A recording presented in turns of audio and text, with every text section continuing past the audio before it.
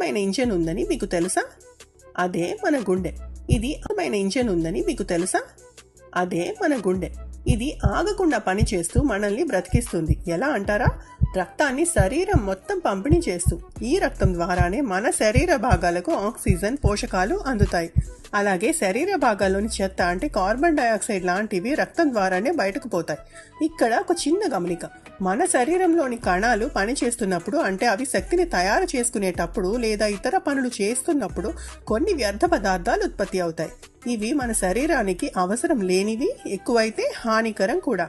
Carbon dioxide అనేది ముఖ్యమైన వ్యర్థ పదార్థం. మనం పీల్చుకున్న ఆక్సిజన్ కణాలు వాడుకున్నప్పుడు ఈ వాయువు విడుదలవుతుంది. దీన్నే ఇక్కడ మనం చెత్త అని సింపుల్ గా పోల్చడం జరిగింది. ఇక మళ్ళీ మెయిన్ టాపిక్ కి వస్తే, శరీర భాగాలకు ఆక్సిజన్, పోషకాలు అందించడం, వాటిలో నుంచి వ్యర్థాలను తొలగించడం అనే పని ఒక క్రమ పద్ధతిలో జరుగుతుంది. ఇక గుండెలో 4 గదులు, కొన్ని తలుపులు ఉంటాయి. ఇవి రక్తం ఒకే దారిలో వెళ్లేలా చూస్తాయి. సరే రండి, ఈ గుండె పనితీరు గురించి చాలా వివరంగా, సులభంగా తెలుసుకుందాం. గుండె గదులు, పంపింగ్ ప్లాజా. మన గుండెలో మొత్తం 4 గదులు ఉన్నాయి. వాటి పేర్లు, పనులు చూద్దాం. కుడి కర్ణిక అంటే రైట్ యాట్రియం. శరీరం వాడేసిన ఆక్సిజన్ తక్కువగా ఉన్న రక్తం, దీన్నే చెడు రక్తం అందాం, ఇక్కడికే మొదట చేరుకుంటుంది. కుడి జఠరిక, రైట్ వెంట్రికల్. కుడి కర్ణిక నుంచి వచ్చిన చెడు రక్తాన్ని ఇది ఊపిరితిత్తులకు పంప్ చేస్తుంది. ఎందుకంటే అక్కడ రక్తం మళ్ళీ ఆక్సిజన్తో ఫ్రెష్ అవుతుంది. ఎడమ కర్ణిక అంటే లెఫ్ట్ యాట్రియం. ఊపిరితిత్తుల్లో శుభ్రపడి ఆక్సిజన్తో నిండిన మంచి రక్తం ఇక్కడికి వస్తుంది.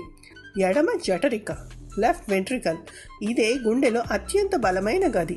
ఎడమ కర్ణిక నుంచి వచ్చిన మంచి రక్తాన్ని ఇది శరీరం మొత్తానికి శక్తివంతంగా పంప్ చేస్తుంది. అందుకే దీని గోడలు మందంగా ఉంటాయి. గుండె కొట్టుకోవడం, సంకోచం, వ్యాకోచం. Systole, diastole. గుండె లయబద్ధంగా కొట్టుకోవడాన్ని కార్డియాక్ సైకిల్ అంటారు. ఇందులో 2 ముఖ్యమైన దశలు ఉంటాయి. మొదటిది సిస్టోల్. ఇది సంకోచించే దశ, అంటే గుండె గదులు గట్టిగా ముడుచుకొని రక్తాన్ని బయటకు పంప్ చేస్తాయి. రెండోది డయాస్టోల్. ఇది విశ్రాంతి దశ, అంటే గుండె కండరాలు రిలాక్స్ అయ్యి గదులు మళ్ళీ రక్తంతో నిండుతాయి.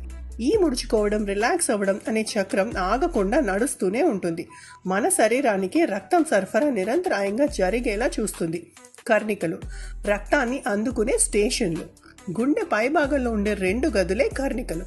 ఇవి రక్తాన్ని రిసీవ్ చేసుకునే రిసెప్షన్ కౌంటర్ల లాంటివి. కుడి కర్ణిక శరీరంలోని చెడు రక్తాన్ని, ఎడమ కర్ణిక ఊపిరితిత్తుల నుండి వచ్చే మంచి రక్తాన్ని అందుకుంటాయి. ఇవి రక్తాన్ని నిల్వ చేయడమే కాదు, డయాస్టోల్ చివరిలో చిన్నగా సంకోచించి మిగిలిన రక్తాన్ని కూడా కింద ఉన్న జఠరికల్లోకి నెట్టి అవి పూర్తిగా నిండేలా చేస్తాయి. జఠరికలు అసలైన పంపింగ్ యంత్రాలు. గుండె కింది భాగంలో ఉండే 2 గదులే జఠరికలు. ఇవే అసలైన పంపింగ్ యంత్రాలు. కుడి జఠరిక చెడు రక్తాన్ని ఊపిరితిత్తులకు పంపిస్తే, ఎడమ జఠరిక మంచి రక్తాన్ని శరీరం మొత్తానికి పంప్ చేస్తుంది. శరీరం మొత్తానికి పంపాలి కాబట్టి ఎడమ జఠరిక గోడలు చాలా మందంగా, బలంగా ఉంటాయి. అయినా సరే 2 జఠరికలు ప్రతిసారి ఒకే పరిమాణంలో రక్తాన్ని పంప్ చేస్తాయి. 1 వే గేట్లు, కవాటాలు. రక్తం సరైన దారిలో వెనక్కి ప్రవహించకుండా ముందుకు మాత్రమే వెళ్లేలా చూసేందుకు గుండెలో 4 ముఖ్యమైన కవాటాలు ఉన్నాయి. ఇవి 1 వే డోర్ల లాంటివి. అవేంటో చూస్తే, ట్రైకస్పిడ్ వాల్వ్. ఇది కుడి కర్ణిక, కుడి జఠరిక మధ్య ఉంటుంది. Mitral valve. ఇది ఎడమ కర్ణిక, ఎడమ జఠరిక మధ్య ఉంటుంది. Pulmonary valve. ఇది కుడి జఠరిక, ఊపిరితిత్తులకు రక్తాన్ని తీసుకెళ్లే నాళం మధ్య ఉంటుంది. Aortic valve. ఇది ఎడమ జఠరిక, శరీరానికి రక్తాన్ని తీసుకెళ్లే పెద్ద నాళం అయోటా మధ్య ఉంటుంది. ఇక గుండె కరెంటు, అంతర్గత పవర్ హౌస్ గురించి చూస్తే, గుండె గదులు ఒక క్రమ పద్ధతిలో కొట్టుకోవడానికి దాని స్వంత విద్యుత్ వ్యవస్థ కారణం. ఇందులోని SA నోడ్ కుడి కర్ణికలో ఉంటుంది. దీన్నే గుండె యొక్క సహజ పేస్ మేకర్ అంటారు. ఇది నిమిషానికి 60 నుంచి 100 సార్లు విద్యుత్ సంకేతాలను ఉత్పత్తి చేస్తూ గుండె కొట్టుకోవడాన్ని ప్రారంభిస్తుంది. ఈ సంకేతాలు తర్వాత గుండె మధ్యలో ఉండే AV నోడ్కు చేరుతాయి. ఇక్కడ సంకేతం కొద్దిగా ఆలస్యం అవుతుంది, ఎందుకంటే కర్ణికలు పూర్తిగా ఖాళీ అయ్యాక జఠరికలు సంకోచించడం మొదలు పెట్టాలి. మిగిలిన మార్గం, AV నోడ్ నుండి సంకేతం bundle of hairs, bundle branches గుండా ప్రయాణించి చివరికి పర్కింజే ఫైబర్స్ ద్వారా జఠరికలకు చేరి అవి ఒకేసారి సంకోచించేలా చేస్తుంది. గుండెకు వచ్చే సమస్యలు, కొన్ని ఉదాహరణలు. అప్పుడప్పుడు ఈ అద్భుతమైన యంత్రంలో కూడా సమస్యలు వస్తాయి. కొన్ని సాధారణ సమస్యలు.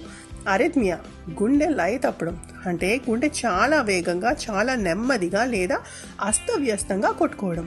వాల్వ్ డిసీజ్, కవాటాలు సరిగ్గా పని చేయకపోవడం, అవి పూర్తిగా తెరుచుకోకపోవచ్చు లేదా పూర్తిగా మూసుకోకపోవచ్చు. హార్ట్ ఫెయిల్యూర్, శరీరానికి అవసరమైనంత రక్తాన్ని గుండె పంప్ చేయలేకపోవడం. కరోనరీ ఆర్టరీ డిసీజ్, గుండె కండరాలకే రక్తాన్ని సరఫరా చేసే నాళాలు మూసుకుపోవడం లేదా సన్నబడటం. దీనివల్ల ఛాతీ నొప్పి లేదా గుండెపోటు రావచ్చు. కార్డియోమయోపతి, గుండె కండరానికి సంబంధించిన వ్యాధులు.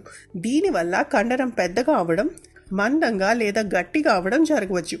పెరికార్డిటిస్, గుండె చుట్టూ ఉండే సంచి వాపుకు గురి కావడం.